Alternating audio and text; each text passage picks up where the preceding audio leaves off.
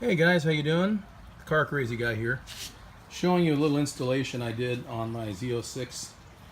A few days ago I installed these front splitter end caps, and they're from the Z06 with the Z07 package. They're stage 3 aero.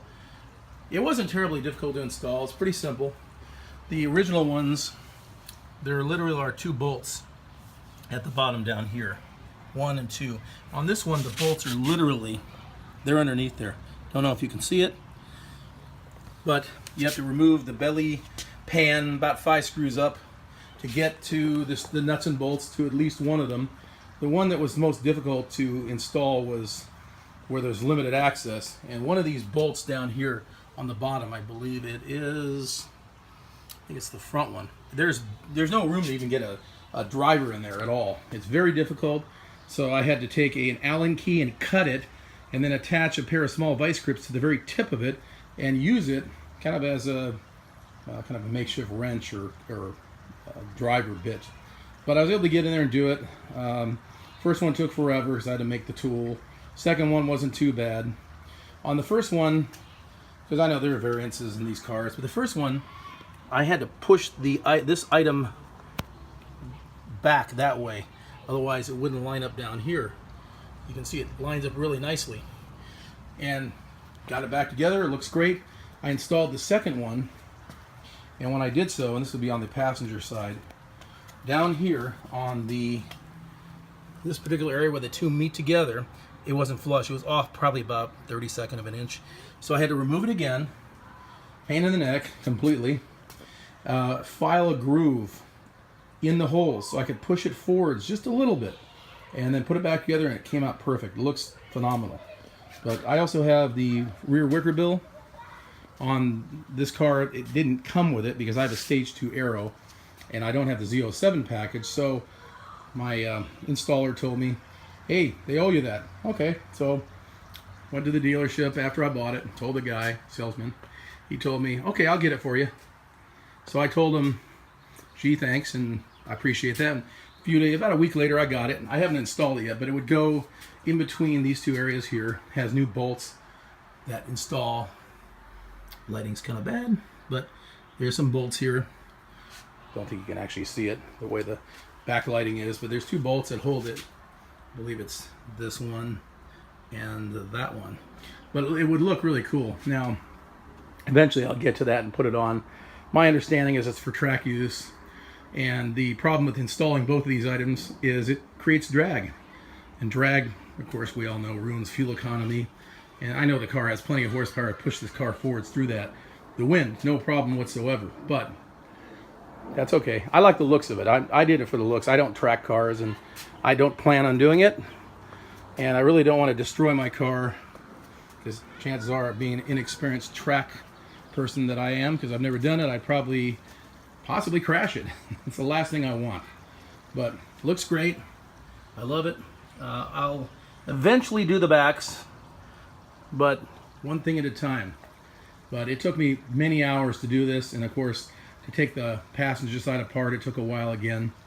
But I was able to do it successfully, and it came out great. Everything's level, flat, it's lined up correctly, and I like it. So it was $295. I guess it's normally 300 and I think, no, it's actually a little bit more than that. I got a good discount. If you need a good discount on Chevy parts, check out the trunkmonkey.com. I think it's trunkmonkeyparts.com. They have great deals. I noticed the prices have gone up since then. So came out great. I like it. Just wanted to share that with you.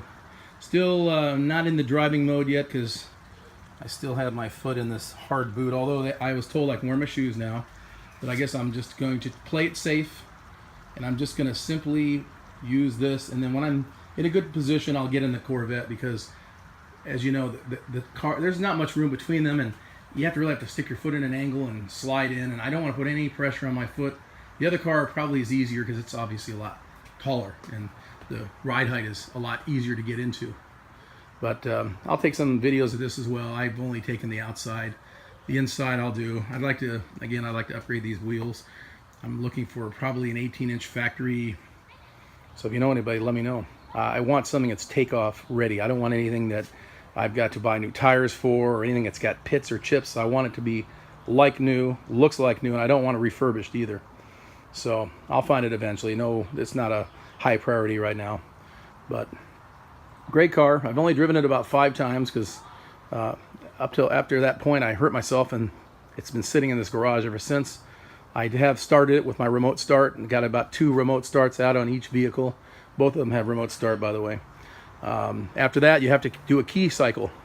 So lately I was able to push the button, use a California car duster to push the brake pedal because I can't really sit in the car easily, and got it started. So both cars, batteries are fully charged, and I just can't wait to get out in it.